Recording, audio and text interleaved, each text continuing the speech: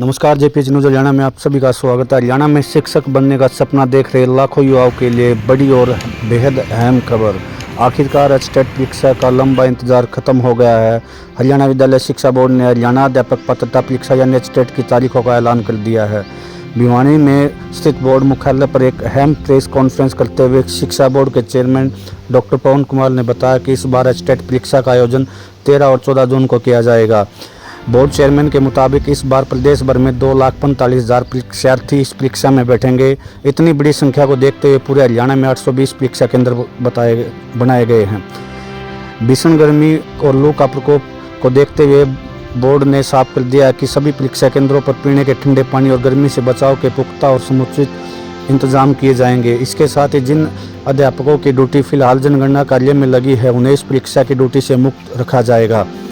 इस बार परीक्षा की शुचिता और पारदर्शिता बनाए रखने के लिए बोर्ड ने एक ऐतिहासिक और कड़ा नियम लागू किया है। अगर किसी अभ्यर्थी ने अपनी OMR सीट में 20 से ज़्यादा % खाली छोड़े तो उसकी परीक्षा को तत्काल प्रभाव से रद्द कर दिया जाएगा।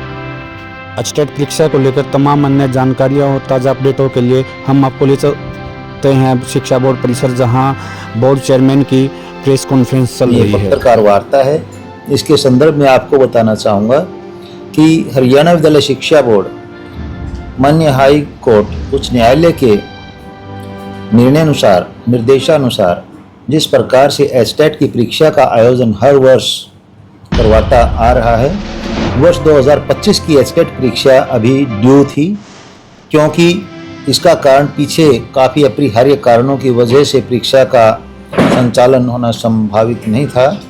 और अभी शिक्षा निदेशालय से आज ही हरियाणा विद्यालय शिक्षा बोर्ड को यह निर्देश मिले हैं कि आप जून के महीने में 13-14 जून को यानी शनिवार और रविवार को एचटेट की परीक्षा जो है करवा सकते हैं। इसमें 2 कंडीशन साथ में और ध्यान में रखने की बात कही गई है। एक कंडीशन यह है कि सेंसस में जिन अध्यापकों की प्राध्यापकों की ड्यूटी लगी हुई है उनको किसी भी प्रकार की कोई डिस्टर्बेंस इसमें ना होने पाए या उनके कार्य में बाधा ना किसी प्रकार की आने पाए। इसके अलावा दूसरी बात यह है कि जिस प्रकार से लू का प्रकोप आजकल है, इसकी भी जहाँ तक हो उसकी संभावना को ध्यान में रखा जाए। तो जहाँ तक 13-14 जून की बात डिसाइड की गई है हरियाणा विद्यालय शिक्षा बोर्ड द्वारा, शायद तब तक लू का प्रकोप भी कम हो जाएगा। जैसे कि हम अपनी एक जो आम भाषा में 9 तपा जो बोलते हैं, शायद वही 31 मई तक या 1-2 जून तक ही उसके बारे में सुनने को आया है। इसके साथ साथ सेंसस में जो कर्मचारी अधिकारी हमारे शिक्षक साथी ड्यूटी पर हैं, उसके अलावा हमारे पास प्राइवेट स्कूल स्टाफ भी काफ़ी उपलब्ध है, जिसकी वजह किसी प्रकार की कोई समस्या इसमें आने की संभावना नहीं है। मैं साथ साथ में यह भी आपके माध्यम से बताना चाहूँगा, इस बार PSU एंड टू एंड सारा काम करने जा रही है, जिसमें हरियाणा विद्यालय शिक्षा बोर्ड ने माननीय सेक्रेटरी साहब जो हमारे हैं उन्होंने जिस प्रकार के निर्देश दिए हैं, क्वालिटी एग्ज़ाम की ध्यान में रखते हुए, सैंटिटी परीक्षा की ध्यान में रखते हुए, इंटीग्रिटी ध्यान में रखते हुए PSU पूरी मुस्तैदी से अपने अनुभव के आधार पर इस काम को करेगी। इसमें यह शर्त एक साथ में सभी अभ्यर्थियों के जो परीक्षा रोल नंबर उस पर देखने को मिलेगी कि 20 क्वेश्चन से ज़्यादा यदि कोई OMR शीट पर बगैर मार्क के छोड़ेंगे तो उनका जो OMR शीट है वह तुरंत प्रभाव से कैंसिल समझी जाएगी, क्योंकि किसी भी प्रकार की कोई बाद में या पहले किसी भी तरह की कोई मतलब यूँ कहिए आपकी कमी या अनियमितता ना होने पाए, इसके लिए ऐसा कदम उठाया गया है। तो सभी अभ्यर्थी इसके बारे में ध्यान रखेंगे।